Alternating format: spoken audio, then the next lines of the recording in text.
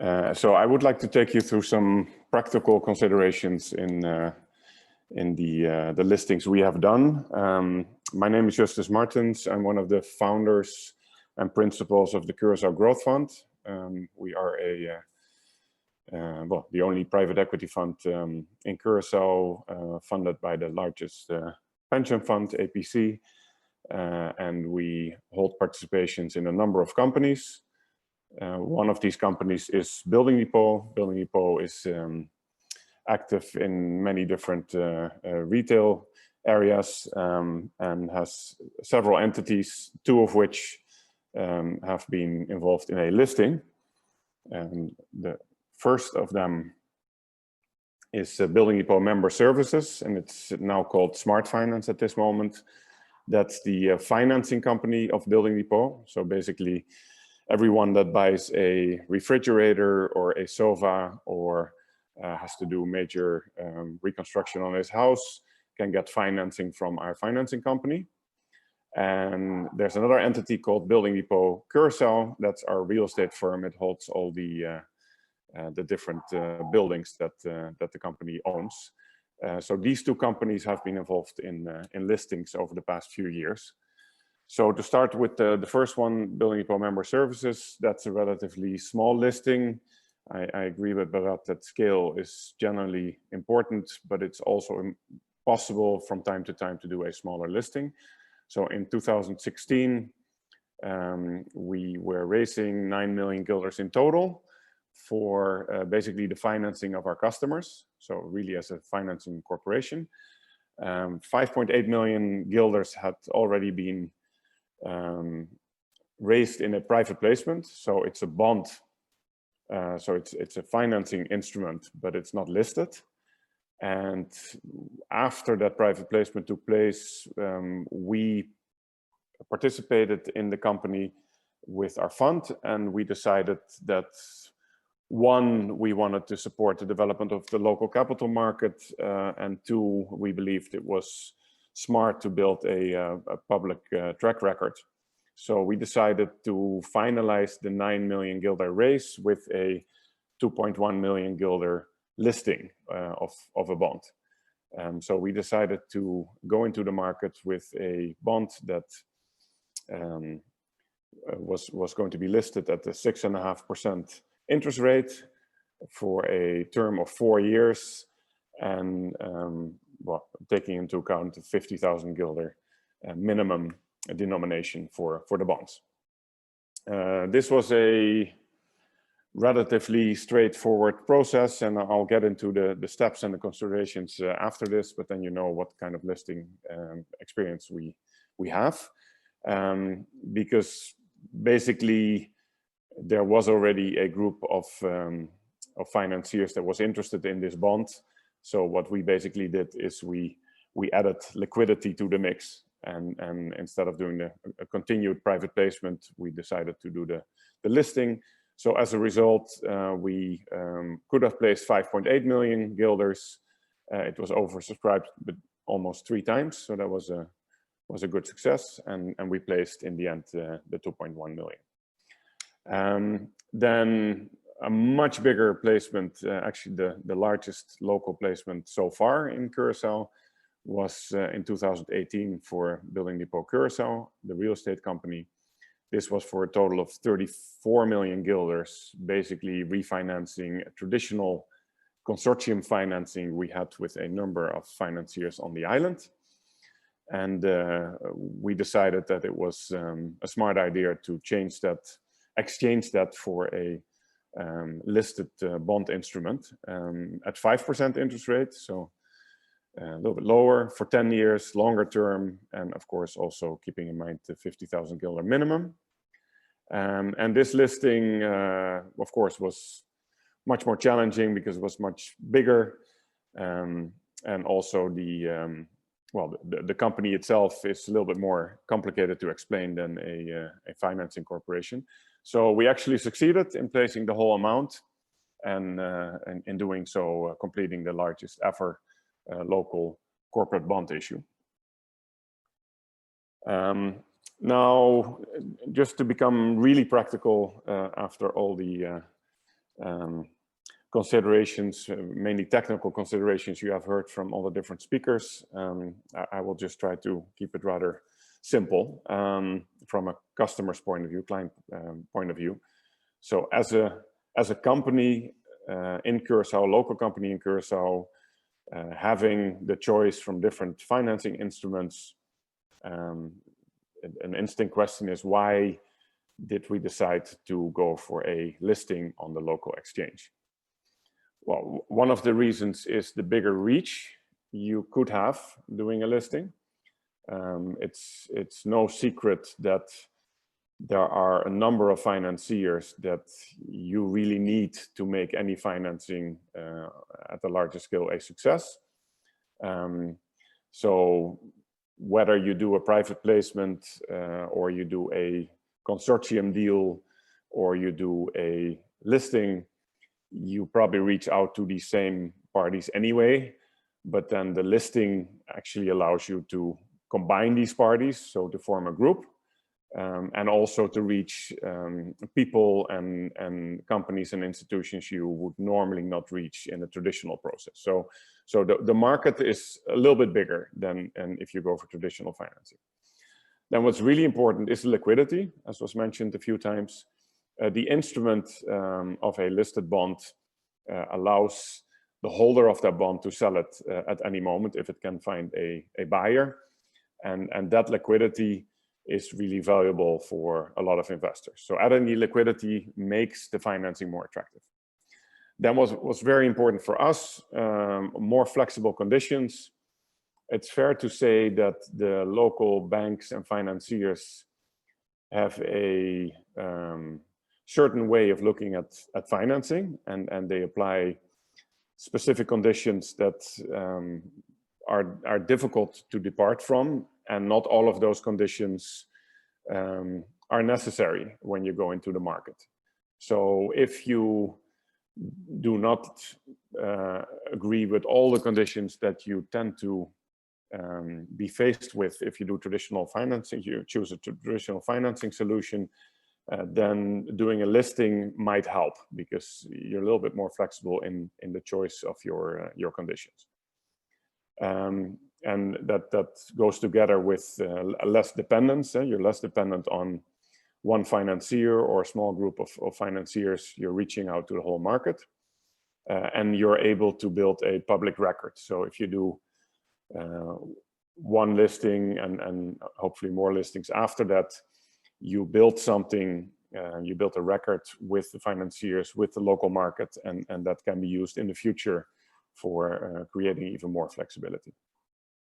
So in the end, it was a choice for us, and this is a choice that a lot of companies in Curacao are facing, between traditional financing or private placement or listing. And in our case, the choice was in the end to go for the listing. Now, what's very important, and you have seen this in some of the slides of the people that spoke before me, the team that you're putting together is crucial. And when you do that, you have to keep in mind a few facts of life as they are today. Any listed instrument, whether it's a bond or an equity instrument, is rather new in the local capital market. Actually, the local capital market is rather new.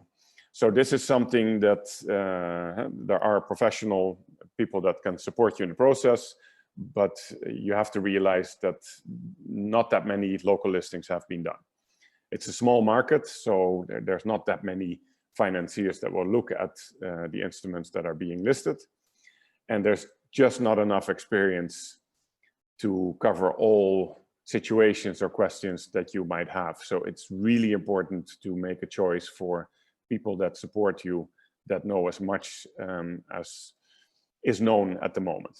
And you need to actually select quite some entities and people to fulfill the different roles that are relevant to a listing. And I'm just going to mention the main ones in my view. And this is a practical point of view. So if you look at the listing requirements, you get some of these same roles. But if you look at a company that is starting to look at this possibility, you even need more people. So the first one I would like to mention is, you can call it, well, there's different names for all these different roles, but let's say the arranger or the financial advisor, someone that knows something about corporate finance and at the same time understands the local exchange. So that's where it starts, because that's the party that's going to help you make your analysis, that's going to help you make the right considerations, collect the right information, and in the end make the right decision in how you approach the market with what instrument and whether you're going to list or not. If the decision is to go for a bond, then you need a bond agent, someone that represents basically the bondholders in the end towards the issuer. That's a really important role. So the bond agent is another important decision.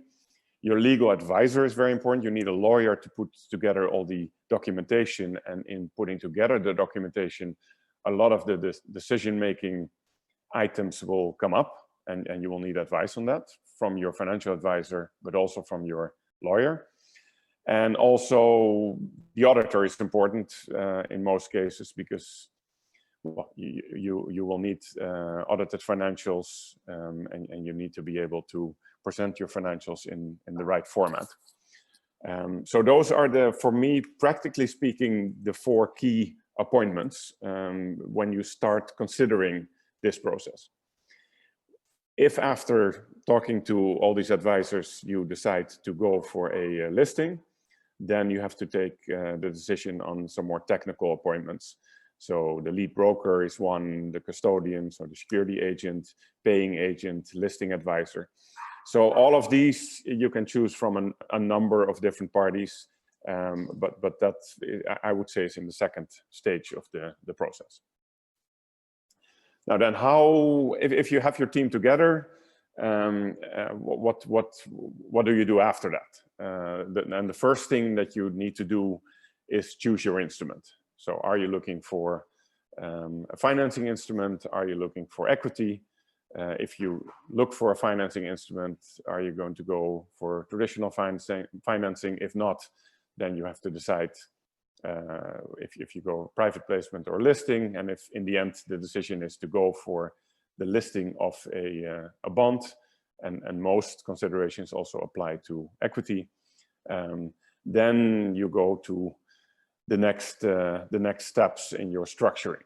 And the main requirements you have to, I think, consider first are what is the status of your financials? Do you have audited financials?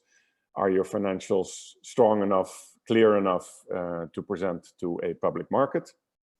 There's going to be the need for an information memorandum, an IM or a prospectus, and that's a serious task at hand.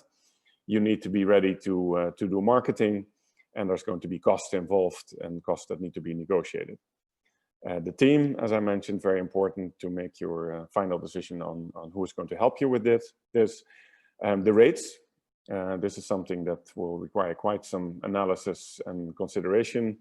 Of course, you as a company want to go for rates as low as possible, interest rates as low as possible, but you have to weigh that against what's possible in the market, and also weigh that against your ability to raise the full amount you want to raise. Denominations, this has been mentioned a few times already. The 50,000 guilders is a bit high. It keeps some people out of the market. So you have to decide what denominations you will offer, and if in the future these denominations are also, it's possible to make them smaller, you have to take this into consideration. Then I don't want to be, don't want to sound negative, but you also need a plan B, because you have heard presentations today from people that were all successful in raising the full amount, and I think all the listings so far have been successful in that. But it is possible that you don't raise the full amount, and then you have to decide what you do then. If you then stop the issue, if you build in the flexibility to lower the amount and look for other forms of financing. So a plan B should be in place. Now then there is a very long list, and I just will mention a few so you have an idea what I'm talking about, of legal decisions that need to be taken. There's collateral that might have to be provided. There's reporting requirements. When do you do your repayments? How often? How is interest actually calculated? Technically speaking, are you allowed to do an early repayment? How are the bonds allotted to the different subscribers if there's an oversubscription? And there's, I think at least another 40 or 50 legal considerations you have to take a decision on. And then, as is the case with everything in life, timing is everything. So you have to think about the different steps, how much time they will take, when can you go to market, and does that fit into your financing needs in terms of timing. Then implementation. So let's say you have gone through this whole process of structuring, and you have your team together, then it comes to the actual implementation of your listing. And I want to stress that this is not like taking out a loan from a bank. And there's a lot of work involved. And I want to stress for the team, but also for the issuer. So you as a company, you as a corporation, and your team, and it falls to a large extent on your financial specialist, people within your company, but also the management, will be involved for a good amount of time, let's say at least 6 months, will be involved in this listing process and will have to do a lot of work themselves.